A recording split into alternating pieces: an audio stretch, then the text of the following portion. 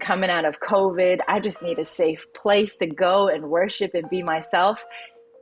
I think that's the answer right there. Like, can you go and feel like you don't have to cater to someone else's preferences?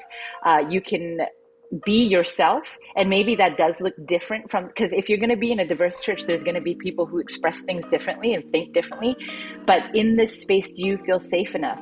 Even if you disagree with the person next to you or the leadership at the church, do you feel safe enough to be in disagreement but still love one another, and be in a place where you can worship together and grow together? I think that there are a lot of people looking for that, and there are a lot of church plants that are emerging as a result of people looking for that as well. So even if you don't find it in your first try, I think that there are plenty of people who are sort of in the same space as what you've been describing, and I think you can find it.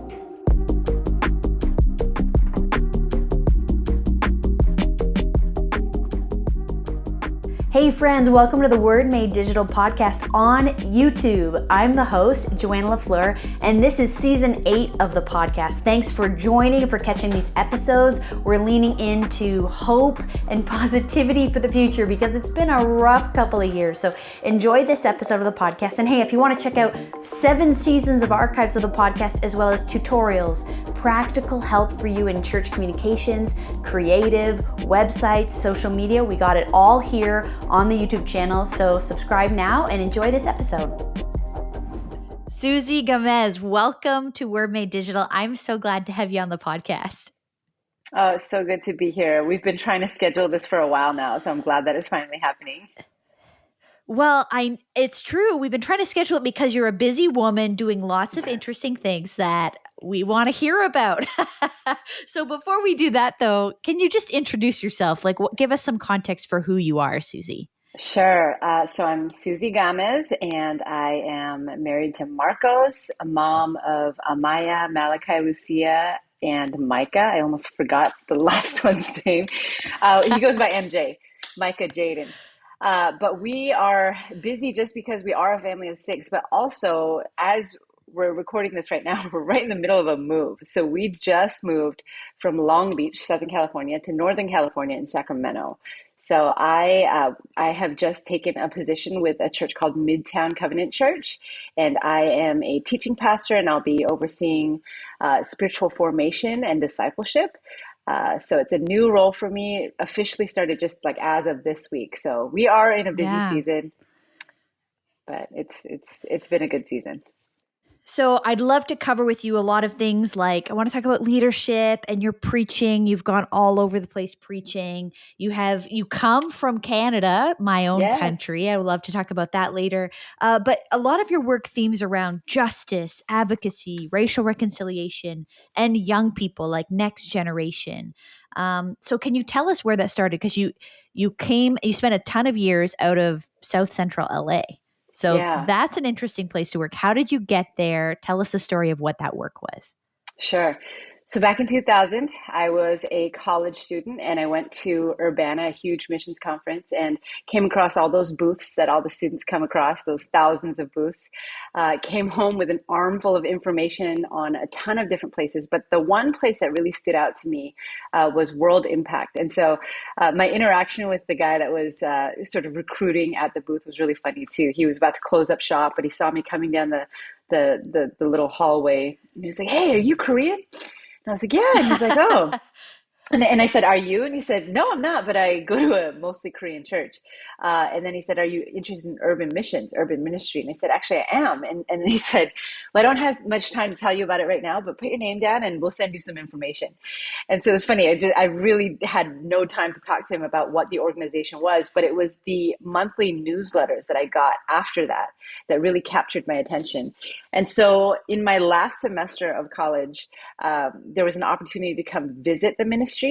So it was called like urban exposure or whatever they called it. And so I went down for a weekend, and I left practically begging God, like, "God, I feel alive when I come here. And wow. I just feel like I have so much to learn. And, if you would have me, I would love to join what you're already doing here in LA." And so I had all sorts of visa problems coming in too. And I just went through a whole season of like, "God, am I really hearing you? Is this just what I came up with? Is this what I want?" But through a series of events, God just really affirmed that this is where, this was the door that was being opened. And so I really say I went to Fuller Theological Seminary. I did a 2-year program in cross-cultural studies. And it was it's a great institution. I learned a lot of things. Most especially, I met a lot of really great people. Marcos and I met each other before we were both students at Fuller, but we started dating while we were both there. Um, but it's really the 14 years that I spent just living in the neighborhood, learning from my neighbors, just living as God's people together in community in South Central that really gave me the education and the training that I think you can't buy it, quote unquote, anywhere. Excuse me. So just living in the community and like being exposed to these are the issues that aren't just issues from a distance that you read about in the newspaper or hear about on the news. These are things that affect, like when you live in the neighborhood too, these issues affect you as well as your neighbors. And as you get to know and love your Yeah. neighbors, you can't help but care about the issues that affect your neighbors because you know and love them, right? And so it just really taught me a lot about why advocacy and justice is a huge part of what needs to be part of the church's discipleship, and why justice and the gospel are not two separate matters. These are the things that Jesus would care about, and the good news ought to be good news to people that are living here on the earth now, right? Yeah. Well, can you give us a story or an illustration? I'm imagining like there were particular people, whether that's like a teenager or that's a family or that's a response a church ministry had. Can you give us an example of some of the things you were seeing and experiencing? Like what were these injustices? Maybe you can illustrate it through a particular person. Yeah. I won't give names, obviously, but I'll Yeah, of also course. integrate it with my own story and talk about how our own stories, as well as how it affects your neighbor, and how systemically all these are integrated with how we learn about, how we teach about, and how we absorb the gospel. So it's funny because, with the organization that I worked for, we were quote unquote missionaries. And so we would have to raise support. Part of our work was to go to supporting churches and ask for financial help or some kind of partnership, resources wise, and whatnot. And what I realized was a lot of the time you'd go to these churches and you'd talk about how, Jesus very clearly, when you read the Gospels, cared about the poor and the marginalized. And I was often shocked at how many people didn't see that in the Gospels, where it was revelatory for Hmm. them to see that Jesus had a special concern for the poor. Like I would even have people ask me, can you point out specific verses to me where Jesus cared for the poor or where he said that we should care for the poor? And I was like, how did you grow? A lot of these people were people who grew up in church, and these were grown adults who this was revelatory for them. And mind you, maybe this was 10, 15 years ago when people weren't talking about justice issues on social media, and all of the matters weren't as talked about as widely as they are right now. But I was just often surprised at how little um, quote unquote mainstream evangelical churchgoers would see through the lens of Jesus having a special concern for the poor. I mean, Jesus talked about it in his ministry, I think, more than 300 times. And so, or maybe I'm getting that statistic wrong. It's maybe named in the New Testament more than 300 times. But in either case, if I'm going to give you a specific example, for myself, I actually went through, like I said, I went through visa problems. I ended up getting a deportation letter when I applied for my green card. And I personally got to see sort of the flaws in the immigration system. And again, oftentimes living in LA, you hear about undocumented immigrants, or some people will say illegal immigrants. And people often have this stereotype of a brown person from Mexico, right? These are the Yeah. illegals living among us. I don't think that you should call anybody illegal, right?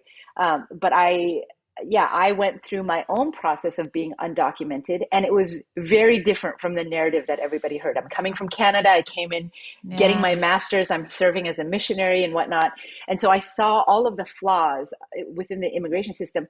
But for my neighbors, many who were undocumented, when you read the Gospels and you hear about Jesus' special concern for the poor, or welcoming the stranger, welcoming the foreigner, the immigrant, those who are at risk. There's so many ways in which Jesus had a special concern for those who were in the position of many of my neighbors. And if we're saying that that God, the church, cares about all people, and we're not engaging in broken systems that further marginalize, like kids who came over the border at 2 years old. How does the good news really get married with their present day circumstances if the church is not engaging with broken systems and welcoming the foreigner, the immigrant, stranger, and Mm-hmm. acknowledging America's own broken past? We all came in um, not really welcome, like the indigenous folks who were already living on the land. Some would euphemize it and say that we're all immigrants, but really, there's a really gross past that needs to be reckoned for and acknowledged. And I don't know that the church has been readied for that.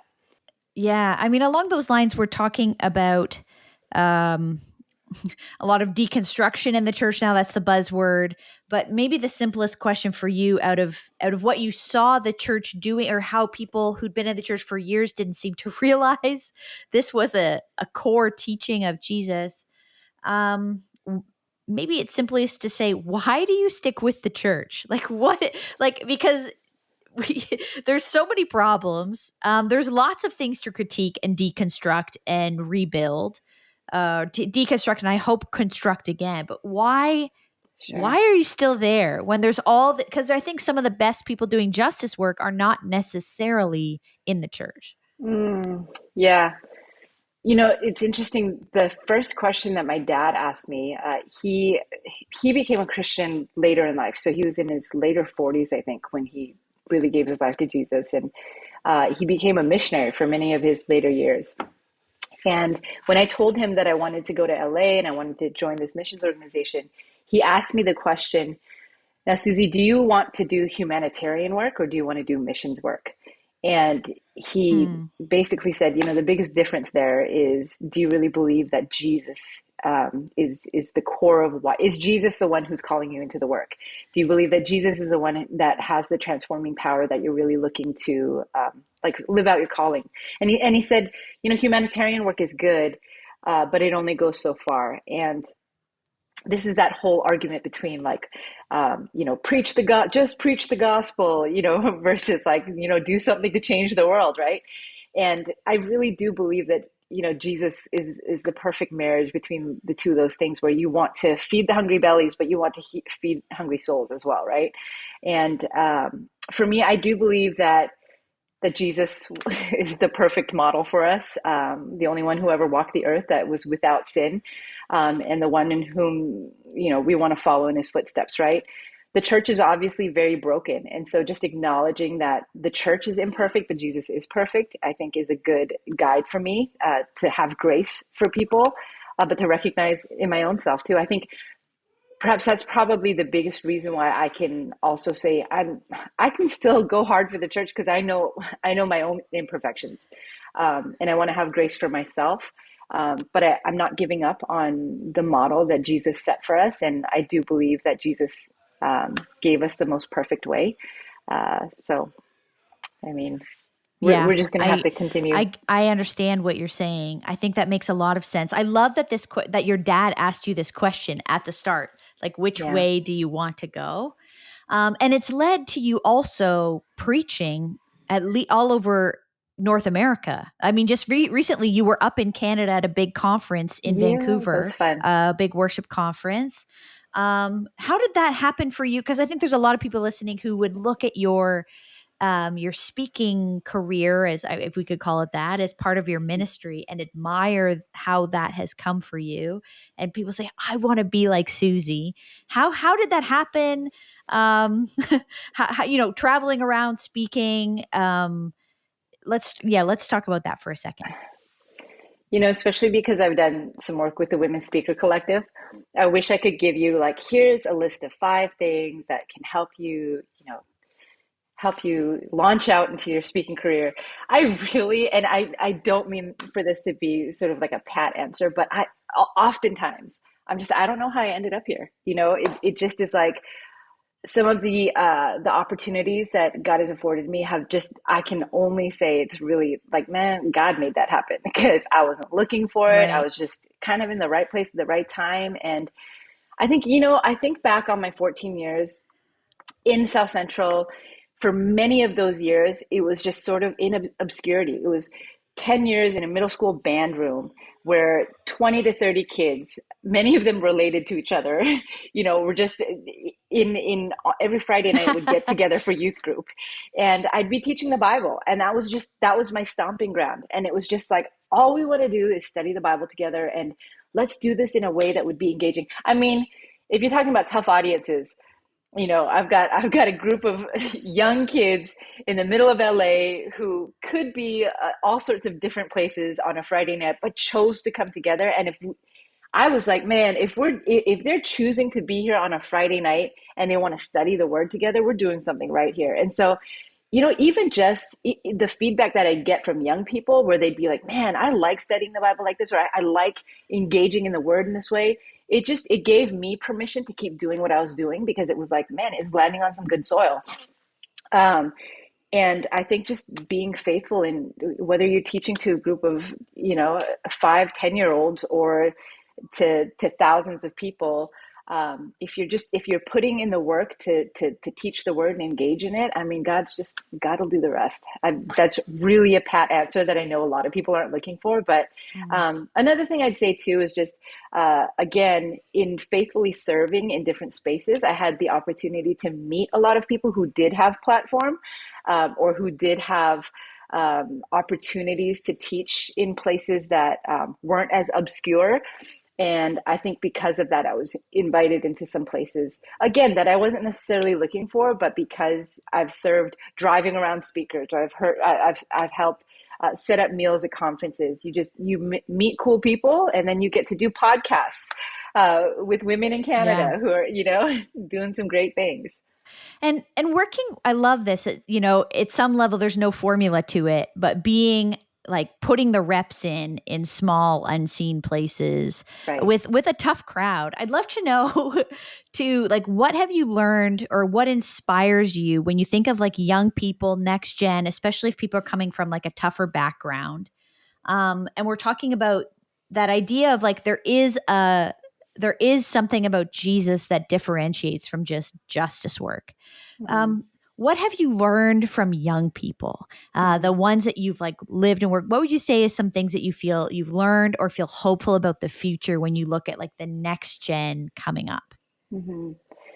Yeah, I think probably universally, whether they're in South Central or if they're in Beverly Hills, I think for young people, one thing that I think that we're constantly trying to recapture, so after college, people say it's hard to make friends when you're an adult, right? And then when you get married and as a spouse, you come together and you have to try to make friends with this, people that both of you like, right?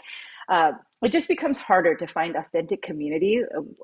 But I think young people are good at giving each other community because they don't have an agenda. It's just like, man, if they're together and they like hanging out with each other, they're naturally going to listen to each other, or they're not going to try to like fix one another, or they're not like trying to impress. Well, I guess they are trying to impress each other at some point, but when you've got your really core group of friends, and again, I think when I think back on the young people that I had the blessing to live life with for so many years, the sort of the secret sauce or the magic that I found was that they just really liked being together. And so they really modeled what like community is not a matter of like they weren't Mm. interested in who was, who had what kind of platform or who had what kind of influence or who had what. It was just like, man, we're all just kind of broken together. And like, again, on a Friday night, they could be any which place, but a lot of times it was like, I feel safe with you here. Like all we need is a bag of chips and just to be together. We'll laugh together. Hmm. We'll listen to each other. And I think the way that they listen to one another and like, and it's surprising too how good a lot of, at least the folks that I got to hang out with, they were really good at empathy. One of the most powerful times that we would have every Friday night whenever we got together was we would share prayer requests, and then we would start the night off just praying for one another. And often it was just the opportunity for them to verbalize to somebody, hey, can we pray for my uncle? He just got out of jail again. And I'm afraid that he's going to go back. Or, man, we're Yeah. having a hard time paying for the bills right now. And so these were just really real problems. And we just got to listen to one another. And it wasn't like anybody was trying to fix each other. It was just like, hey, I need to vocalize this and let's pray together. And that was really powerful. Yeah, I love that. Well, when you talk about community, this idea of them coming together, it makes me want to ask you about yourself in community because you have this description of yourself as Canadian by birth. I love this. Korean by heritage, Mexican by marriage, American by immigration. Mhm. So the question that leads me to immediately is, do you feel like you fit in everywhere because you've got all this, or do you fit in nowhere because you've got all this going on, or do you feel like that's both? Like, how do you find, is community hard? Is it easy because you've got touch points with everyone, or like you don't fit in anywhere? How does that go for you? Yeah, my answer would be yes, right? It's all of those, right? It's to both and often when people say that you've got a strength, it can also be your weakness. Uh, I kind of feel that way for this as well, where I do feel like I can pretty easily feel comfortable in many spaces. And part of that is simply because I've had to, I think a lot of people who are not a part of the white majority have learned the skill of having to either adapt or maybe even assimilate into spaces, whether they want to or not, or Hmm. whether they even realize it or not. And it's just a matter of survival. It's also a great strength for many of us because we can kind of be all things to all people in ways that are more natural because we've had that training. But it's also something that you lament because you need spaces where you can fully feel like yourself, right? The thing that is a little bit that Yeah. I do lament a little bit again now is growing up. I remember growing up in the Korean immigrant church, and that was basic. That was my church experience, and much of my connection back to my heritage was through the church. So every Sunday you'd hear all the adults are speaking in Korean. The food after church was always like some sort of Korean food. And the Korean immigrant experience was a shared experience amongst the second generation when we gathered together on Sundays and for summer camps and all the things, right? And now I think about my own kids and their experience is going to be very different. I love the church that, excuse me, the church that I'm at now, Midtown Covenant Church, is a beautifully diverse church, like really probably the most diverse space that I've been in. And the thing that is so unique about it that again I'm like in my first week of being full-time here on staff, but the thing that I'm really looking forward to is being in a place where it's a beautifully multi-ethnic church, but the twist on this is that it's also not white centric. And I say that because if you go to Right. many multi-ethnic churches in Canada or in the US, it may be a multi-ethnic church, but there's still sort of a white centering that happens. Like whiteness is normative. The songs will all be sung in English, and it will be in sort of white mainstream evangelical styles of worship, the order of service, the length of service, all of those things, right? Now, there are elements of that you might find at Midtown Church, but when you look at the leadership, if you look at the staff is very diverse, but the lead staff is also not white centric. I'm considered lead pastoral, part of the executive team there now, and if you look at who's on the team, if anything, we might say that we've got sort of more black tendencies at our church than we would have white tendencies. And sort of me being up in the mix too, they're like looking forward to like, Susie, bring your full Korean self, bring your full Korean Canadian self, right? And then you've got Marcos in the mix too, who will bring his full Mexican self wherever he goes. So I just rejoice in the fact that we get a chance to sort of experiment in what it means to be the multi-ethnic church in a way that hasn't really been modeled to us yet. But again, there's part of me that Yeah. laments, well, where are my kids really going to get connection to their Korean side of things too? Yeah, I can appreciate that. And I guess the application I'd love to get to for people who listen, cuz that was a big aha moment for me as a white Canadian woman, was the difference between like like a diversity of ethnicity in a church versus diversity of cultural Yeah, expression in a church. That right. there was a lot of diversity in the church that I went to, ethnic diversity, but not cultural expression. There was really only one way we should worship, how we would even, certain people would want to call out or dance or sing or clap in different ways. And it was really kind of not super well. It wasn't unwelcome, but it wasn't encouraged. Maybe I could say it Mm-hmm. that way. So when someone's listening to you, I feel this way. What and we're looking for a local church in our own town. I think this side of COVID is certainly in the Canadian context. A lot of people are trying to figure out where their church home is because we've Right, been away from physical church for a long time. right. Could you help us with some, because you've been through lots of churches all around Canada, US. What are some markers, or if there were some questions you would want to ask going to a church, what might be some of the things that someone could look for? And not because we're going to hear tear it apart and say everybody's a horrible person, but if we're trying to find a church closer to how you're describing, Mm, what might be some things we should be looking for or filters so that we can find that kind of a home? sure.